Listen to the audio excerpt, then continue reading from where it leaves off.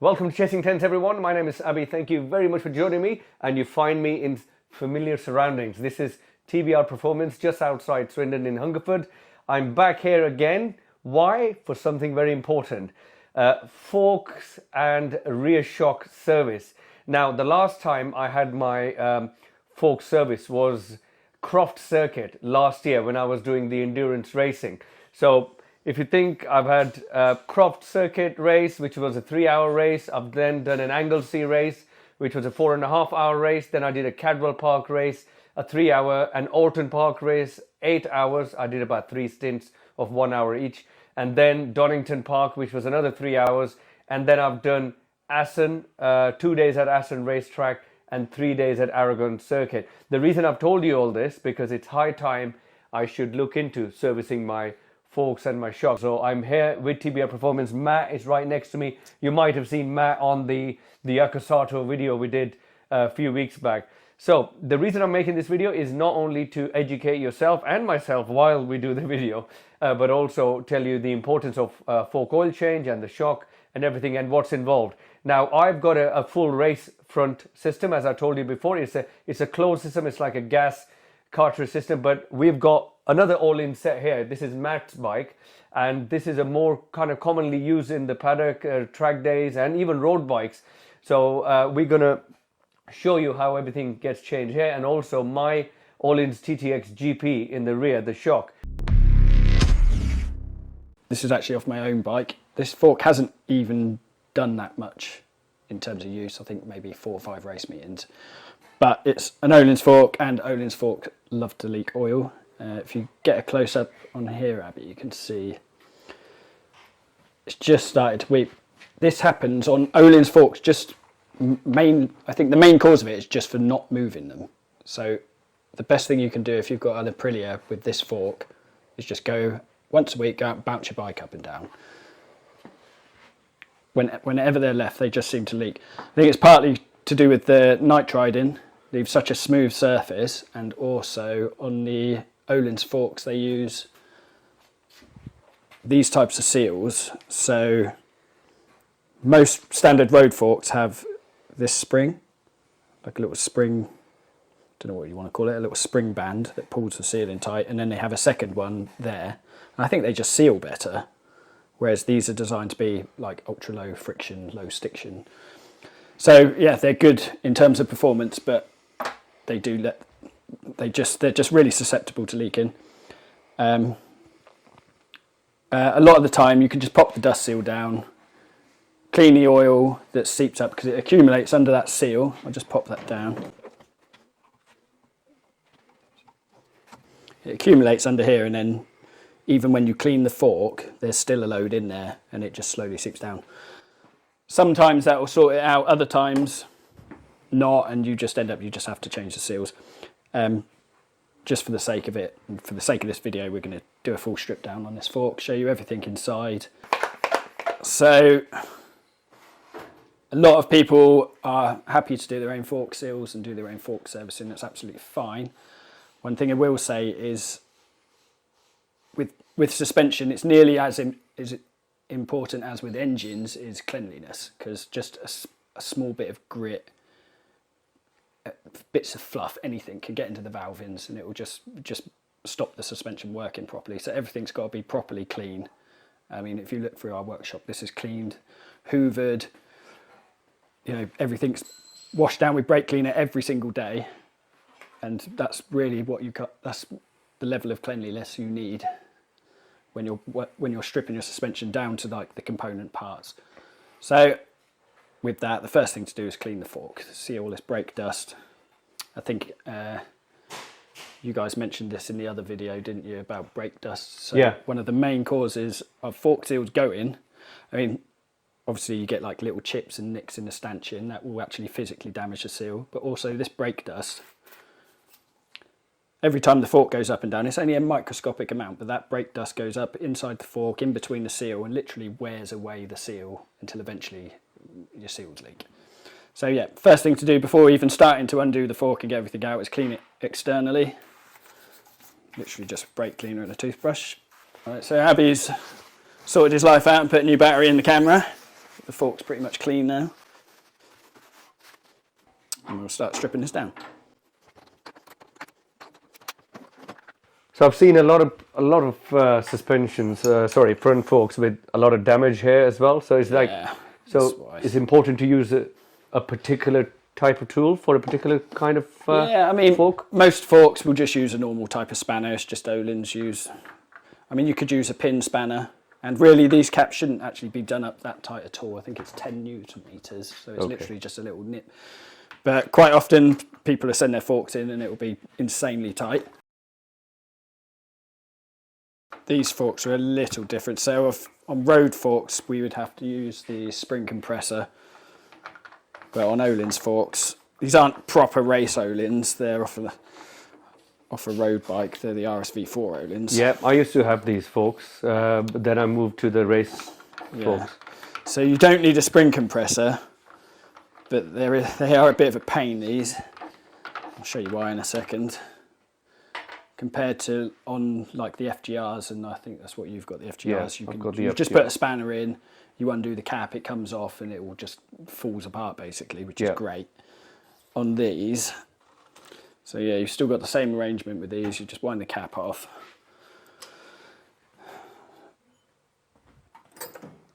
But unlike the FGRs, it's all held in with this nut here. So this nut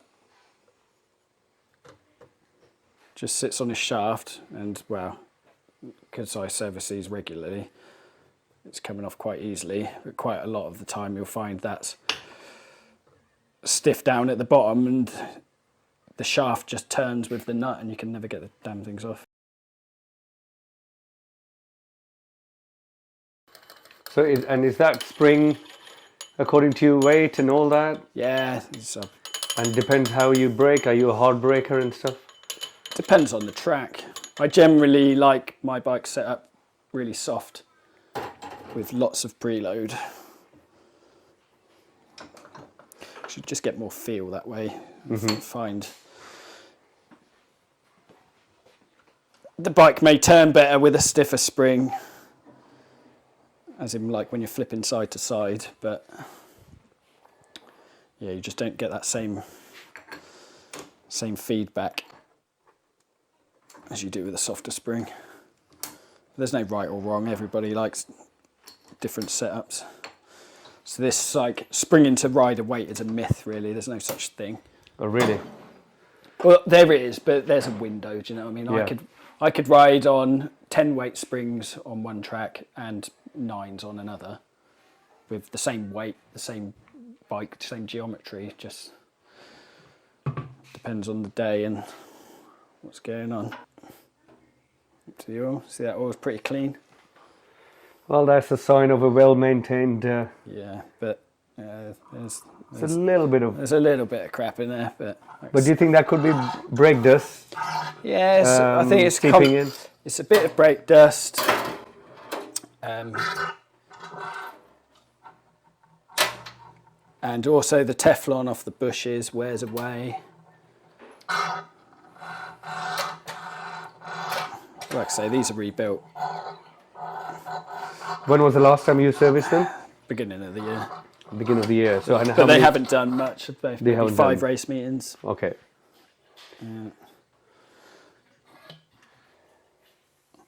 Like I say, they're leaking.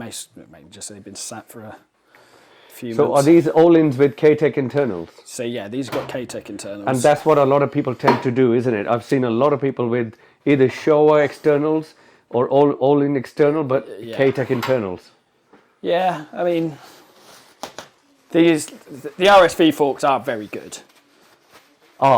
As they are. Okay. Yeah, but you don't quite get the braking support because they're still designed for the road. Yeah. So, you know, you can get an Öhlins piston kit or a K-Tech piston kit, a Tubo, whatever really. Just think K-Tech's piston kit is the most comprehensive. You get new rebound needles and new compression. Yeah. And I'm not just saying that because there's a big K-Tech banner on the back. No, we do K-Tech. Yeah. Nitron, Tubo. Öhlins. Öhlins, yeah. Or, you know, I've got no preference. It's just, Yeah. that's what I fitted. And, yeah, I've raced on K-Tech stuff for years, and it's always, you know, it's just, I've never found myself hunting for a setting. I can usually go, it's doing this, a few clicks one way or the other, and it just works. So, yeah. Okay, so now we've drained, we've drained all the oil out, all the internal bits are out. So, yeah, this is just, that's just the spring the oil will take. This is the compression stack, compression piston, whatever you want to call it, and also the compression needles all in here in one assembly. And then the cartridge is in here. The cartridge has all the rebound damping assembly, but yeah, once it's out, we'll get to that. So yeah, these Öhlins forks are nice because obviously most people know you don't see this little assembly here on most conventional forks. Normally this would be inside the bottom of the cartridge. Wow. I once crashed and I had all of that damaged big time. Yeah. And Öhlins sent me It's an expensive new, yeah. But these are great. So if you were at that kind of level where you were making actual valving changes trackside, you can just whip this out. 99.9% of people aren't going to be doing that.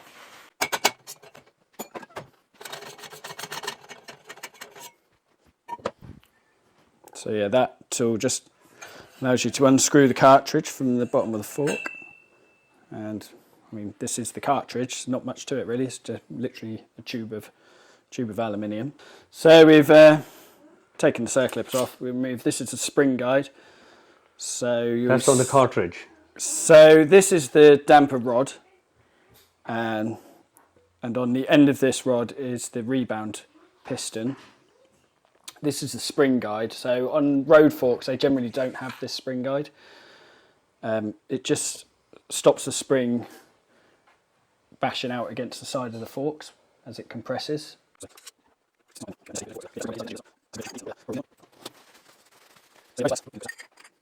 If you imagine this is all submerged in oil, this tube's completely full of oil, and then this piston,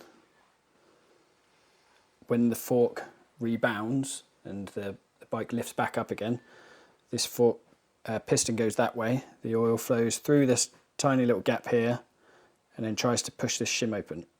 It's really stiff. So that force of pushing that shim open is what creates the force to slow the bike, slow the movement of the spring pushing the bike up. The adjuster, you might have seen it fall out before.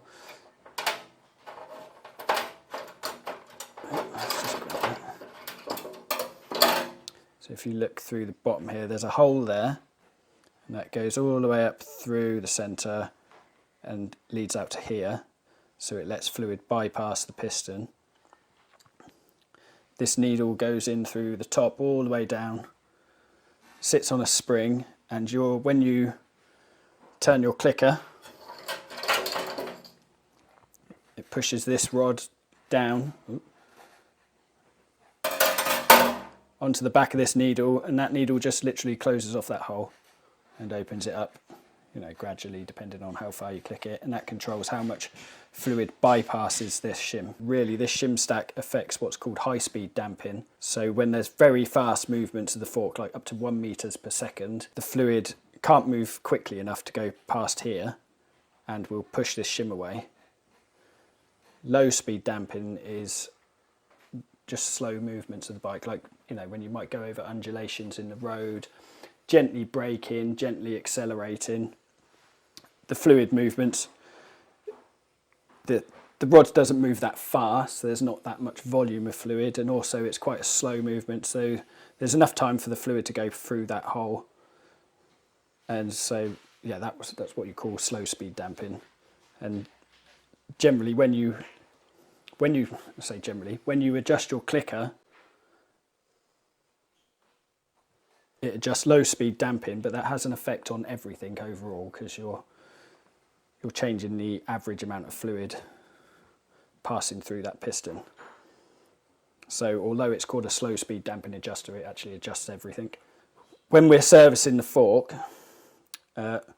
really it's just an in-depth cleaning job. You just want to make sure there's no dirt and all that black gunk that you see comes out in the oil, it all accumulates.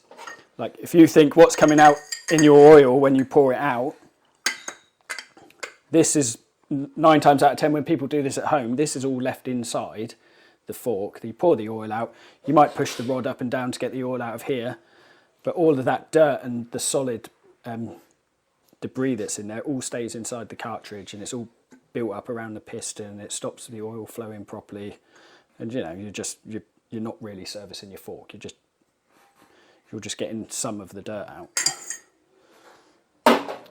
So if we get sent in a road fork, obviously it gets fully stripped down. This now comes apart, which I'll do now. And that's brake cleaner? Yeah, brake cleaner.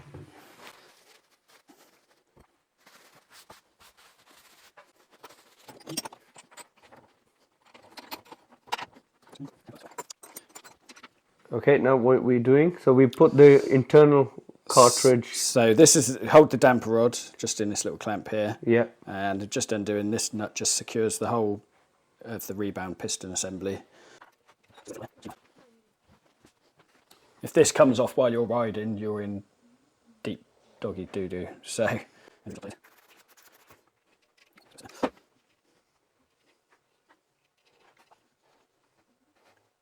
this here is called the clamp shim. So if you notice there's a little diameter. It's actually really important to get this the right way round. If you put the big side down, all of these shims below it have to then bend around a much bigger radius, so it'd like massively increase the amount of damping force you get from it. So that's actually a calibrated diameter there. So again, it's important to lay everything down. I always take everything off that way and lay it down like that, so then I know that when I put it back on, everything goes on exactly the same as it came off. Okay, it's the shim stack, and then this is the piston. So because this is the rebound piston, and as we said earlier, the fork comes up through the tube in that direction, the oil's got to go past the shims that way. When the fork goes the other direction in the compression side, in the compression stroke, then this side needs to refill with oil again. So there's just a little check valve here. It's just another shim, but on a spring. It's not very stiff at all. So when it goes down that way, if you see here, there's quite big holes, and it just lets that side refill really easily.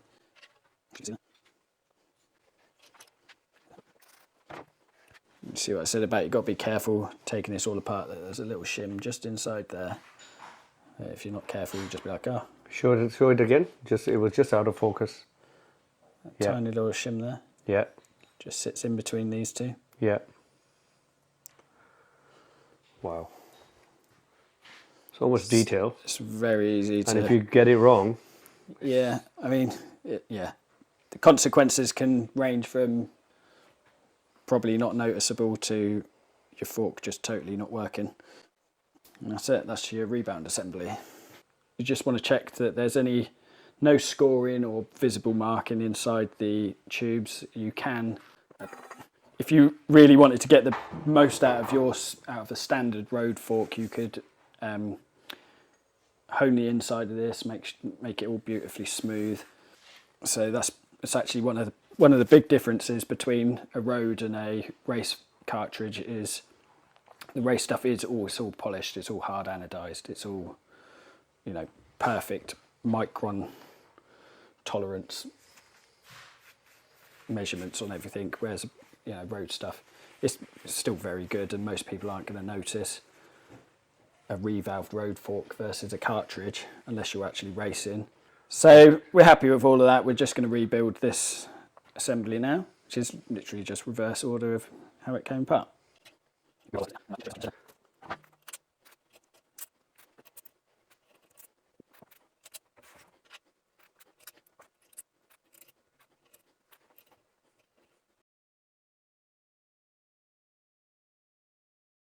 So yeah, that's that assembly back together.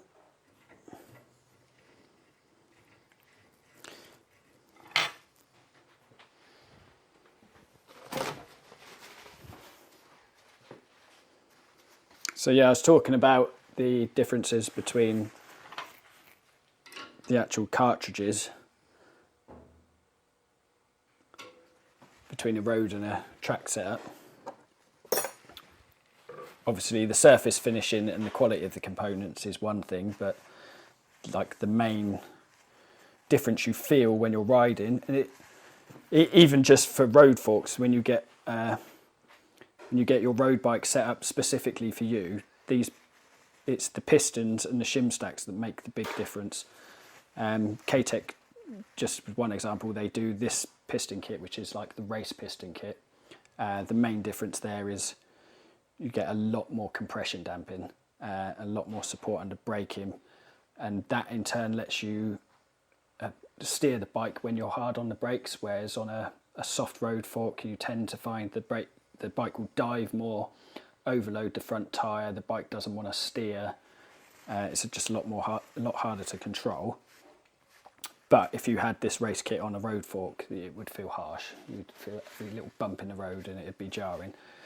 So they do a road version of this piston kit, which again is generally they will be stiffer than the road stuff, but they're stiffer in they don't let the bike move around so much, but they're still, the shim stacks are designed so when you do go over those hard bumps, and I said earlier about when you go over you get fast movement of the fork, these shim stacks will open sooner, so you get a firmer feel, but the fork still allows the piston still allows the fork to move and absorb the bumps. So another thing we do when we're servicing forks, particularly for track riders, this is important, is just to check the tubes are straight and everything's true. It's a very simple measurement. It's just 2 V blocks, a DTI gauge. Spin the fork. If you come around here, you can see this dial. Each one of those increments is 10 microns.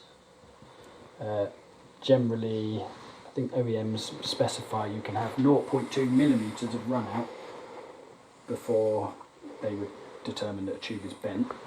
So this is very good. See that? Yeah, so put a new seal in, seat and washer goes in first. Traditionally you have the flat edge facing outwards, it doesn't actually really matter, but you hear all sorts of stories about which way around it should go. So flat face facing outwards, bit of rubber grease, bit of fork seal grease. This stuff's super slippery, super oily, low friction grease. We just put this in the top of the fork.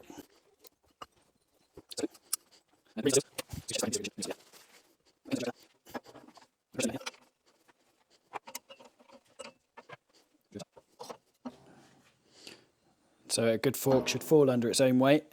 You know there's not too much stiction or friction.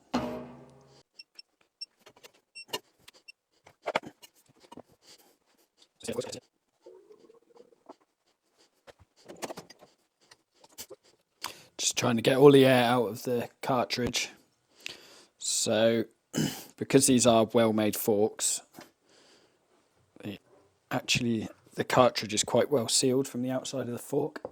So you quite often find it's difficult to bleed these. Same with like aftermarket cartridges, you'll find it's actually quite hard to get the oil out. So a good little trick, put the rebound needle in, put the damper rod in,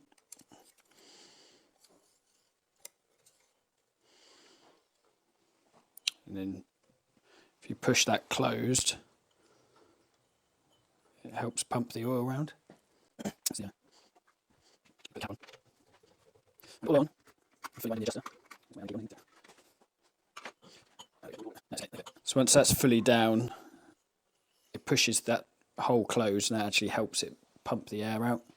So one part of fork setup that's often, like people think this is a set level that can't be changed, is the air gap.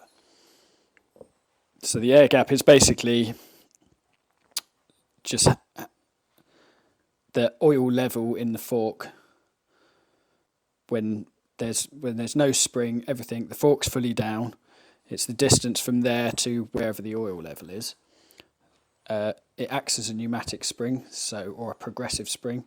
So the further down you are in the stroke when you're riding, say you're hard on the brakes and the forks are right near the bottom, if you've got a small air gap, you've compressed, say your fork's normally this long, so there's that much air in it, and now you've just compressed it into an area that big, that's acting like a spring. So if you have a very small air gap, it will be a strong spring, so it will help keep you off the bottom of the fork. Or if you have a very big air gap, you will get less of a spring effect as you collapse the forks, so you get a more linear response. It doesn't change how the bike feels whether you're high up in the stroke or you're down low. But again, it's adjustable. You can, if you're finding that the bikes feels brilliant everywhere on the circuit, but you know, one or two corners you're just struggling with it bottoming out or being very close to bottoming, you can change that air gap, decrease it a little bit, and that will just give you a little bit of extra bottoming resistance without having to change preload or damping or spring rate or any of those things, which would be a big change, which have a big effect on the bike everywhere. So to do this, we've got a nice tool from K-Tech. You just measure that distance there for whatever you want the air gap to be. For on this open cartridge forks, we usually start at 150mm air gap.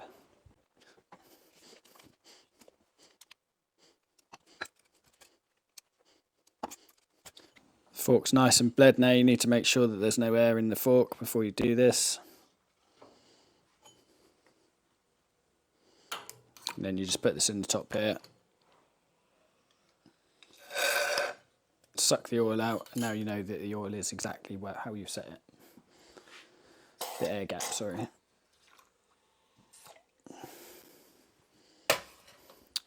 Once that's all set, you can just start putting the fork back together.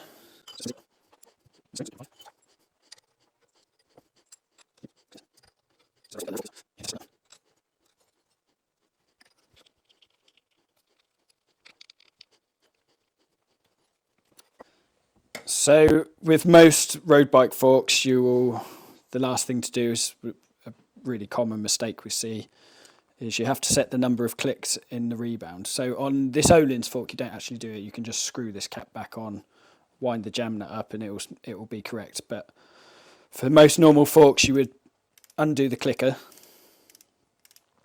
So if you think about what this is doing, this is pushing that needle closed, yeah? So when this is fully down, that would be 0 clicks. So you'd wind the clicker out, and then say you've got a fork that started with 16 clicks, you'd go 1, 2, 3, 5, 6, 7, 8, 9, 10, 11, 12, 13, 14, 15, 16.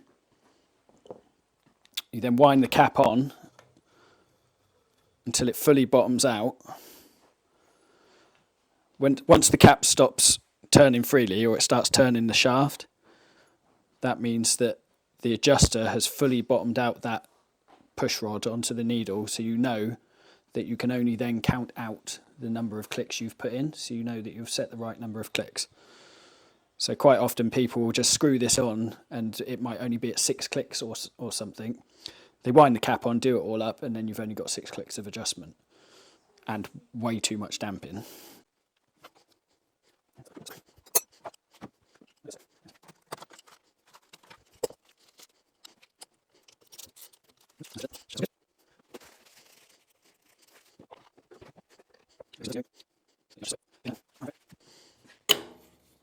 Is that like a lithium grease or some special? It's just red rubber grease, but just for the seal really, and also because aluminium, you're screwing aluminium into aluminium, quite often it can pick up and damage the thread.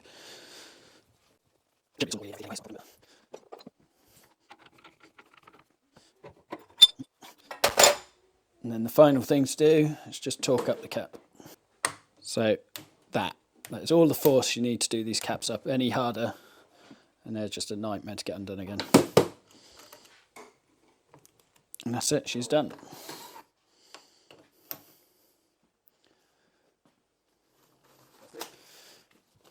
put a sticker on it. It's the most important thing. Give it a final clean.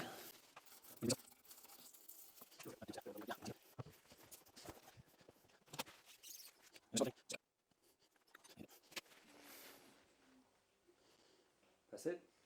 I do know that was a lot to take in, so I really appreciate your patience in this one. Next video will be about the rear shock, so Öhlins TTX GP. So this was the front and that will be the rear. So I didn't want to put everything into one video. It'll be too long for everyone really. So stay tuned. Next video will be about the Öhlins TTX GP, completely resurfacing it and tell you a little bit more kind of facts about it. And we'll take it from there. Thank you for watching. Look after yourself. Take care. Goodbye.